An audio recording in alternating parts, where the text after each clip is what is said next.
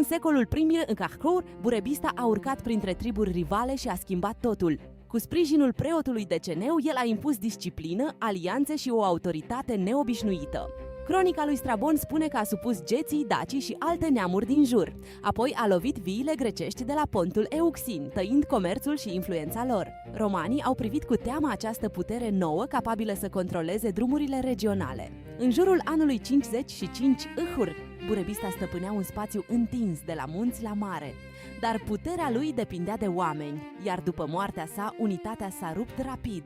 Totuși, campania lui a rămas o lecție dură. Triburile pot deveni o civilizație.